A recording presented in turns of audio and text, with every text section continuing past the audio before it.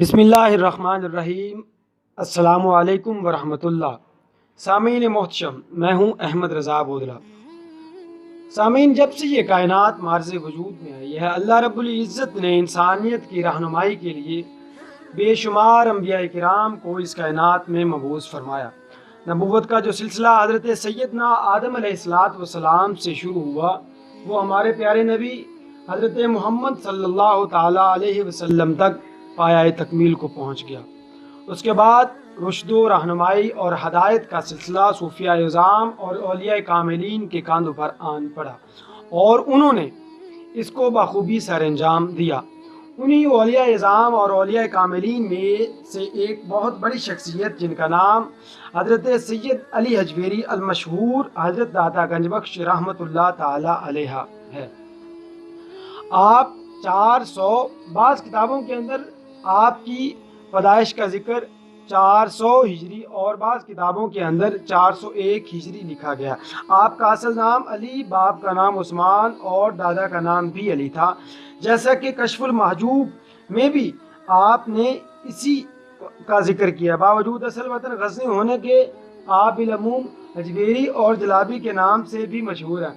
بعض کتابوں سے معلوم ہوا کہ حجویر اور جلاب اسی زمانے میں دو محلے شہر غزنی کے تھے۔ چونکہ حضرت غزنی کے ان دونوں محلوں میں مختلف اوقات میں رہے، اس لیے وہ محلے بھی آپ کے نام کے ساتھ ہی مشہور ہو گئے۔ لیکن ایک بات میں آپ کو بتاتا چلوں کہ مشہور شہزادہ دار شکوہ نے اپنی مشہور کتاب سفینۃ الاولیاء میں لکھا ہے، وہ لکھتے ہیں کہ شہر غزنی میں جلاب اور حجویر دو محلے تھے۔ حضرت کی والدہ ماجدہ حجویر کی رہنے والی تھی اور آپ کی پیدائش بھی اسی محلہ کی ہے۔ آپ کے والد ماجد محلہ جلاب کے رہنے والے تھے، لیکن بعد میں آپ نے غالباً والد ماجد کی وفات کے بعد حجویر ہی میں سکونت اختیار کر لی تھی۔ اسی وجہ سے آپ حجویری اور جلابی مشہور ہوئے۔ آپ حسنی سید ہیں اور آپ حضرت سیدنا امام حسن کی اولاد سے ہیں۔ آپ کا سلسلہ نسب حضرت سیدنا امام حسن سے ہوتے ہوئے حضرت سیدنا علی کرم اللہ وجہ الکریم تک جا پہنچتا ہے۔ حضرت داتا گنج بخش رحمۃ اللہ تعالی علیہ جنیدیہ فرقہ میں شامل تھے، جس کی ابتدا سید الطائفہ حضرت جنید بغدادی سے ہے۔ آپ کے پیر طریقت یعنی آپ کے مرشد کامل کا نام حضرت خواجہ ابو الفضل محمد بن حسن القتلی رحمۃ اللہ تعالی علیہ ہے۔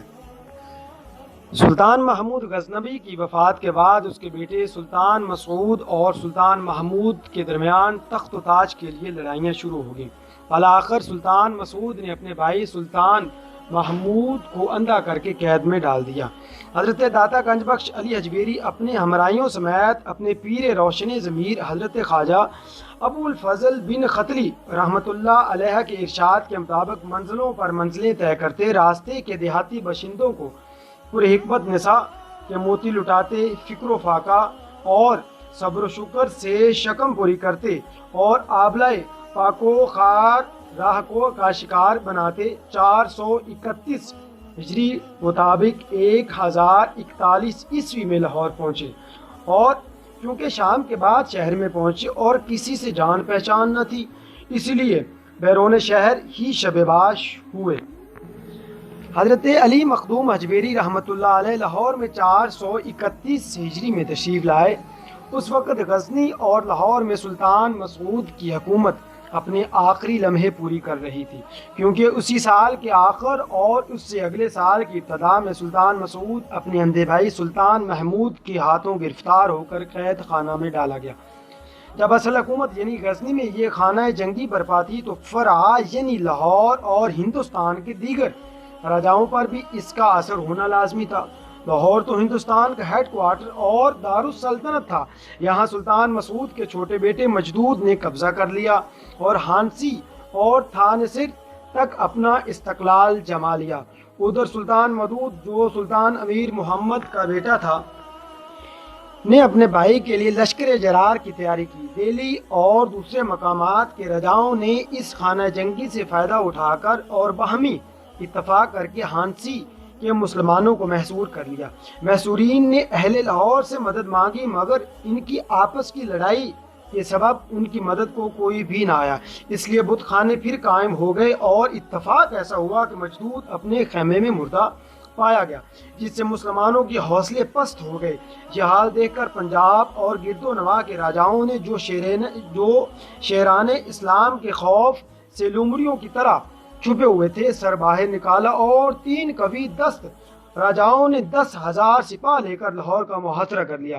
مسلمانوں پر یہ بڑا نازک وقت آن پہنچا، اور لاہور کی رعایا تک دن کو نہ چین سے کاروبار کر سکتی اور نہ رات کو آرام کی نیند سو سکتی تھی۔ اپنی نا اتفاقی پر سب پشیمان ہوئے، آخر سلطان مودود کی اطاعت کی اور ان سے مدد مانگی، مگر وہ مدد کرتے کہ غزنی سے مدد آ پہنچے گی۔ خدا تعالیٰ کی قدرت نے ہند کے راجاؤں میں پھوٹ ڈال دی، اور اس طرح سے مسلمانوں نے عظیم فتح حاصل کر۔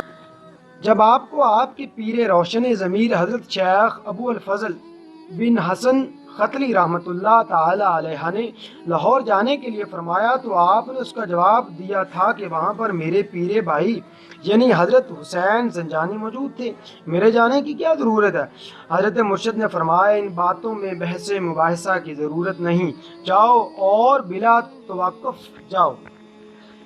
حضرت داتا صاحب رحمۃ اللہ تعالی علیہ نے لاہور میں تشریف لا کر سب سے پہلے ایک مسجد تعمیر کرائی، چنانچہ موجودہ مسجد جو بعد میں از سر نو تعمیر ہوئی، ان کے ادب و احترام اور یادگار کے طور پر اسی مسجد کی زمین پر تیار کی گئی ہے۔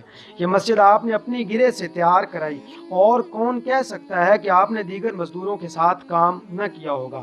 آپ کی تشریف آوری سے پہلے وہ ملک ہند میں اسلام کا زیادہ چرچا نہیں تھا، تاہم مسلمان، خواہ وہ غیر ملکی حاکم تھا، خواہ وہ لوگ جو ہندوستان میں مسلمان ہو گئے تھے، ضرور موجود تھے، اور ان کے لیے مسجدیں بھی تھیں، لیکن یہ پہلی مسجد تھی جو کسی ایک مسلمان ولی اللہ نے تعمیر کی تھی اور اپنی جیب سے تعمیر کی۔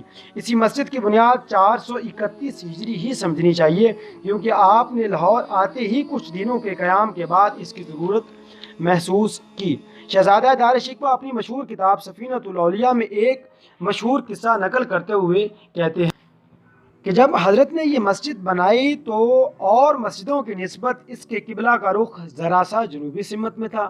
علماء لاہور نے اس پر اعتراض کیا، حضرت اعتراض سن کر خاموش ہو گئے۔ جب تعمیر مسجد سے فراغت پائی تو آپ نے لاہور کے تمام علماء اور فضلاء کو بلایا اور خود امام بن کر اس میں نماز پڑھائی۔ نماز کے بعد تمام حضرات سے فرمایا کہ تم لوگ اس مسجد کے قبلہ پر اعتراض کرتے تھے، اب دیکھو قبلہ کس طرف ہے۔ جب انہوں نے نظر اٹھا کر دیکھا تو تمام لوگوں نے قبلہ کو اپنے سامنے پایا۔ حضرت نے فرمایا، بتاؤ قبلہ کدھر ہے؟